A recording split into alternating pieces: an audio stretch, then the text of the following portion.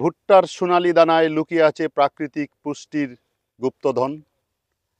একদা আমাদের দেশে এই গুপ্তধনের চাষ হতো না। এখন বিশেষ করে আমাদের দিনাজপুর অঞ্চল এবং এই যে যশোরের মনিরামপুর অঞ্চলে এর প্রচুর চাষ হচ্ছে। এটা খাদ্য নিরাপত্তার জন্য অত্যন্ত গুরুত্বপূর্ণ একটি ফসল, বিশেষ করে শিশু খাদ্য, গবাদি পশুর খাদ্য, এবং এটা দিয়ে সাধারণত শিল্প কাজে বিভিন্ন রকমের শিল্পে এই ভুট্টাকে ব্যবহার করা হয়ে থাকে। ভুট্টা অত্যন্ত খাদ্যমান সমৃদ্ধ একটি ফসল, প্রচুর পরিমাণে কার্বোহাইড্রেট থাকে। ভুট্টাকে বিভিন্ন রকমের শিল্পে আজকাল ব্যবহার করা হচ্ছে। ভুট্টার স্টার্চ থেকে পলিল্যাকটিক অ্যাসিড নামক একটি বায়োপ্লাস্টিক তৈরি করা হয়, যা ইলেকট্রনিক্স পণ্যে প্লাস্টিকের কভার এবং কম্পোনেন্ট তৈরিতে ব্যবহৃত হয়। Mobile phone case, laptop cover এবং হেডফোনের অংশ তৈরিতে ব্যবহৃত হয়।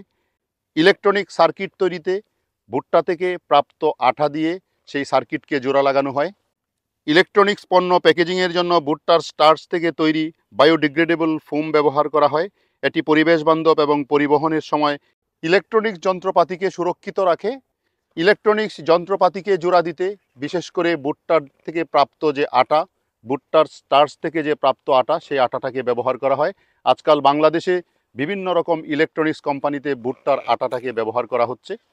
ইলেকট্রনিক ইনসুলেশন ম্যাটেরিয়াল তৈরিতে ভুট্টার স্টার্চ থেকে তৈরি উপাদান ব্যবহার করা হয়, যা নিরাপত্তা নিশ্চিত করে। 3D প্রিন্টিং ফিলামেন্ট তৈরিতে ভুট্টার স্টার্চ থেকে পলিল্যাকটিক অ্যাসিড ব্যবহার করা হয়। ভুট্টার স্টার্চ থেকে তৈরি পলিল্যাকটিক অ্যাসিড নামক বায়োপ্লাস্টিক 3D প্রিন্টিংয়ে ব্যবহৃত হয়, যা ইলেকট্রনিক প্রোটোটাইপ তৈরিতে ব্যবহার করা হচ্ছে।